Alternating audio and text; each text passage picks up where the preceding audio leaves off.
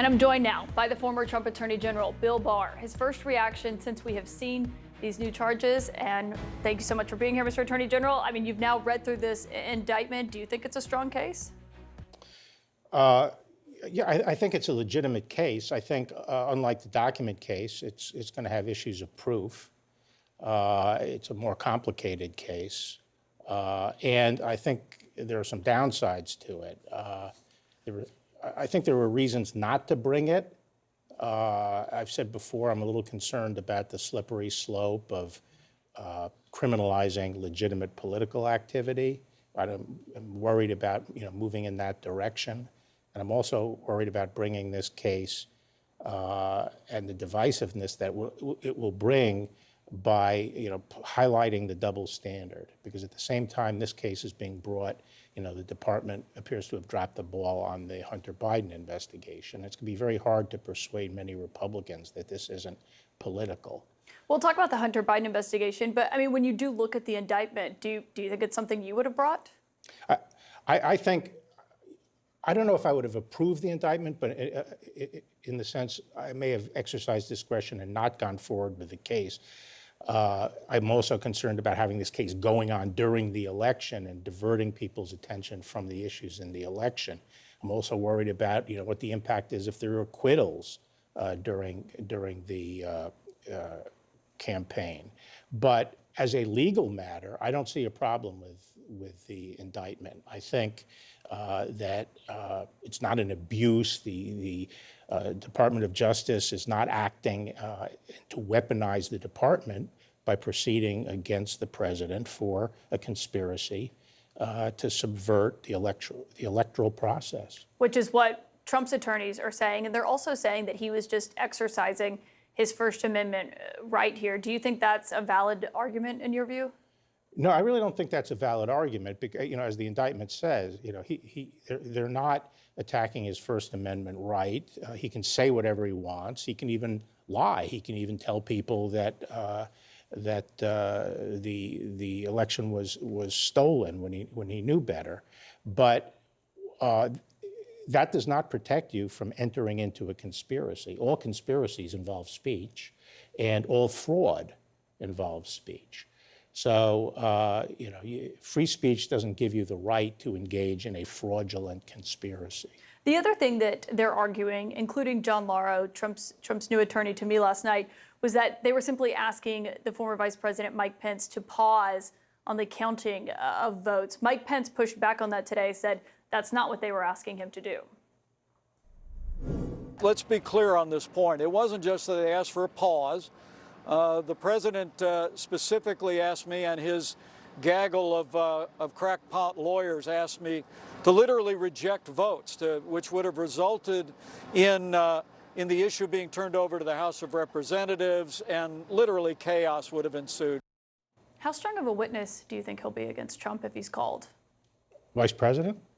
I think he'll be a very strong witness. He has the highest integrity. He's behaved with dignity and propriety all the way through this. You agree that they weren't just asking him to pause the counting of the votes, they were asking him to overturn the election? I wasn't around, but from what I read in the indictment, there was a discussion, and the president himself stressed that he would prefer him just to accept the votes in the panels that were pro-Trump, that it wasn't a question of just buying time. Yeah. The other argument that we're hearing is about who Trump was listening to at this time. Trump's attorney, John Lauro, said this of John Eastman. Mr. Trump had the advice of counsel, Mr. Eastman, who was one of the most respected constitutional scholars in the United States, giving him advice and guidance. He's citing John Eastman as this constitutional scholar, but we know in the indictment, it says Trump was ignoring your advice, that of other senior Justice Department officials, Pat Cipollone, the White House counsel, the director of national intelligence. Is it a credible defense to say he was just listening to John Eastman?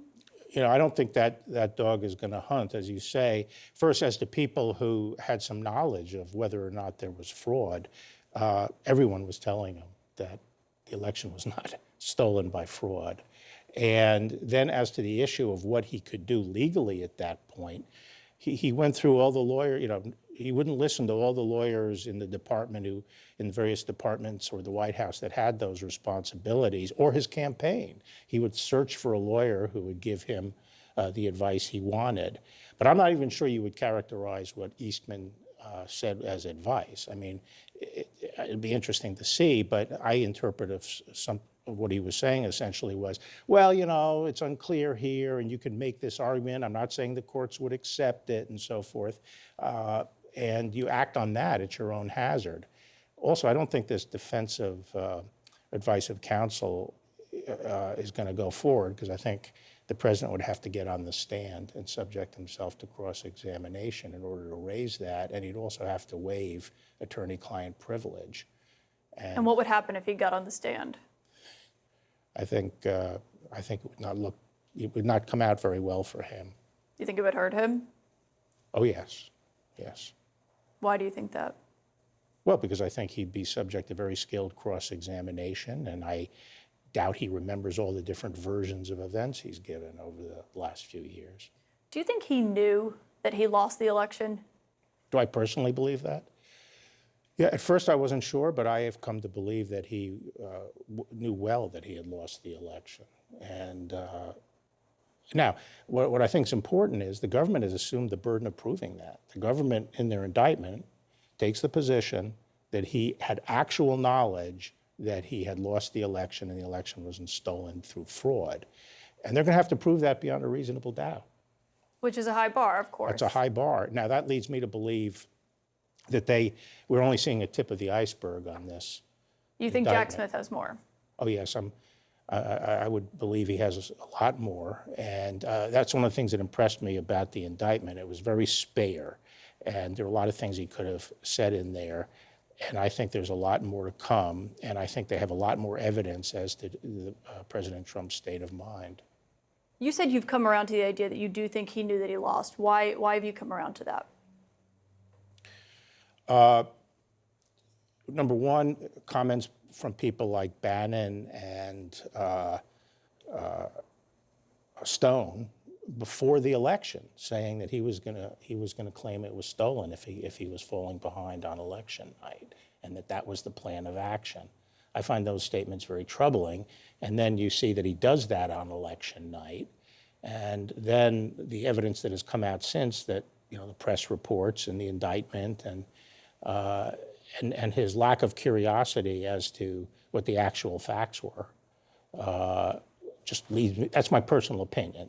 That's my personal opinion. We'll see if the government can prove it beyond a reasonable doubt. You spoke to the January 6th Congressional Committee. Have you talked to Jack Smith's investigators? I'm not going to get into that. Okay. You came out on December 1st. You were there on election night, and you said that the Justice Department had uncovered no voting fraud on a scale of what would have changed the outcome of the election. When you look back on that time period from the election to December 1st, do you ever wish that you had come out sooner and spoken up sooner? Not at all, because if I had come out and shot from the hip without doing some due diligence and making sure I understood what the claims were and that I knew the facts, and if I turned out to be wrong without doing due diligence, I think that would have been a disaster for the country. But did so you I need had to that get, long to do due diligence? Well, the allegations kept on changing from day to day and were very frequently specific. A truck driver took so many ballots from here to there. And you interviewed that truck driver even. Well, I didn't, but the department The department did. Yeah, so we were chasing down all these things, and I wanted to make sure that the major allegations were looked at and that I had a good sense of what happened. I also wanted to analyze the votes themselves and see, how the voting patterns were in those states. Not only did we not find any fraud of that magnitude, but in the states, and when you actually looked at the votes, they were very clear to me why he lost. He ran as the weakest person on the Republican ticket. Like in Pennsylvania, he came in 60,000 votes below the Republican ticket. So he's losing Republican votes. He lost at least 75,000 Republican votes in Arizona.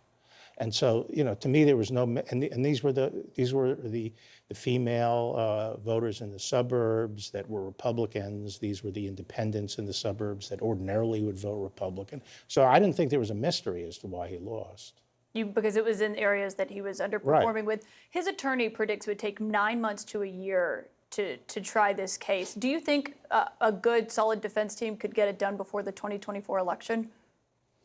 I think it all depends on the judge, and I think my impression is this judge may want to move it along, and so they'll have to be ready to try the case when she's ready to try the case. But do you think the American people, was it in the American people's best interest to have this adjudicated before the 2024 election happens, before they cast their ballots?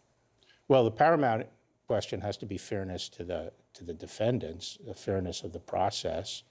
And I think I think there are arguments to be made both ways as to whether it should be first or whether it should come afterwards. Of course, if he's elected president, then coming afterwards, would be meaningless. Because you believe he tried to essentially either get rid of it or pardon himself. Do you think this entire indictment for January 6th could have been avoided? Is this something of his own making? Yeah, I don't think that this is an issue of his victimization. I think he brought this on himself. This is one of the reasons I oppose him for the Republican nomination, because he has this penchant for engaging in these reckless acts that create these calamitous situations and then undercut the cause he is supposed to be leading. And this is a perfect example of it.